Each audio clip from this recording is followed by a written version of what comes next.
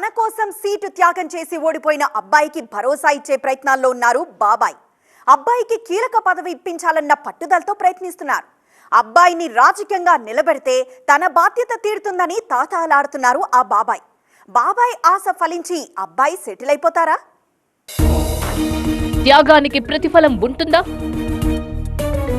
యువనేతని అందలమెక్కిస్తారా? అబ్బాయికి బాబాయ్ భరోసా. దేవగుడి ఫ్యామిలీ కడప గడపలో తొడగొట్టి నిలబడ్డ కుటుంబం అది.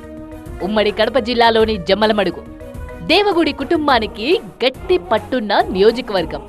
ఇక్కడ టీడీపీ పీకల్లోతు కష్టాల్లో కూరుకుపోయినప్పుడు ఒంటరిగా పార్టీని నిలబెట్టాడు భూపేష్ రెడ్డి. నియోజకవర్గ ఇన్ఛార్జిగా బాధ్యతలు స్వీకరించి నియోజకవర్గంలోని పార్టీ క్యాడర్ని ఏకం చేశారు. భూపేష్ రెడ్డి మరెవరో కాదు, మాజీ మంత్రి ఆదినారాయణ రెడ్డికి స్వయాన సోదరుడి కుమారుడు. ఆ బాబాయ్ కోసమే ఈ ఎన్నికల్లో జమ్మలమడుగు సీటు త్యాగం చేశారు భూపేష్ రెడ్డి.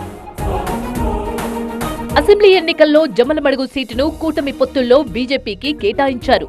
వాస్తవానికి జిల్లాలో బీజేపీకి సంస్థాగతంగా బలం లేకపోయినా కేవలం ఆదినారాయణ రెడ్డి కోసమే ఈ సీటిచ్చారు. చిన్నాన్న ఆదినారాయణ రెడ్డి పోటీకి రావడంతో భూపేష్ తీవ్ర ఒత్తిడికి లోనయ్యారు. అయితే టీడీపీ అధిష్టానం భూపేష్ రెడ్డిని కడప పార్లమెంట్ స్థానం నుంచి నిలబెట్టింది. గెలిచే సీటును వదులుకొని ఓడిపోయే సీటుకు వెళ్లాల్సి వచ్చిందని భూపేష్ బాధపడ్డా అధిష్టానం ఆదేశాలను పాటించారు. చివరికి భూపేష్ రెడ్డి అనుకున్నట్టే జరిగింది. పార్లమెంట్ ఎన్నికల్లో గట్టి పోటీ ఇచ్చినా భూపేష్ ఓడిపోయారు. అబ్బాయి గ్రౌండ్ రెడీ చేసి పెట్టిన జమ్మలమడుగులో బీజేపీ ఎమ్మెల్యేగా బాబాయ్ గెలిచారు. గెలిచే సీటును తన కోసం వదులుకున్న అబ్బాయికి బాబాయ్ సముచిత స్థానం కల్పించే ప్రయత్నాల్లో పడ్డారట మాజీ మంత్రి ఆదినారాయణ రెడ్డి. కేబినెట్ లో తనకు చోటు దక్కకపోయినా అబ్బాయికి ఏదన్నా కీలక పదవిని ఇప్పించేందుకు టీడీపీ అధినేత దగ్గర ప్రయత్నాలు మొదలుపెట్టారు. వైసీపీని వీడి టీడీపీలోకొచ్చి మంత్రి కూడా అయిన ఆదినారాయణ రెడ్డి టీడీపీ పెద్దలతో సాన్నిహిత్యం ఉంది. బీజేపీ ఎమ్మెల్యేగా గెలిచినా ఆ పాత పరిచయాలతోనే అబ్బాయి పదవి గురించి ప్రయత్నాలు మొదలుపెట్టారట ఆదినారాయణ రెడ్డి.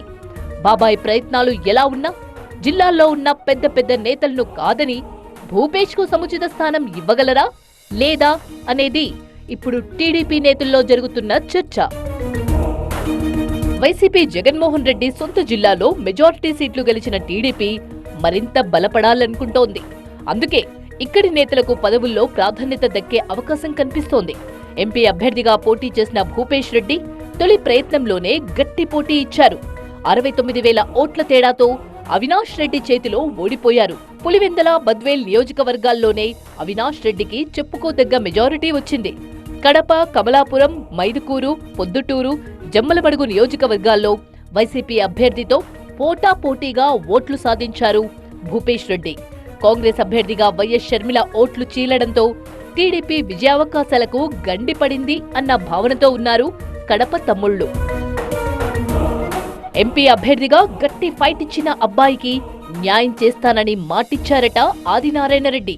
ఓడిపోయిన ఈ అనుభవంతో ఇకపై కడప పార్లమెంట్ నియోజకవర్గం నుంచే పోటీ చేస్తాను అంటున్నారట అబ్బాయి కూడా. భూపేష్ రెడ్డికి కడప జిల్లా పార్టీ బాధ్యతలతో పాటు జిల్లా పరిషత్ చైర్మన్ గా అవకాశం ఇవ్వాలని కుటుంబ సభ్యులు పట్టుపడుతున్నారట.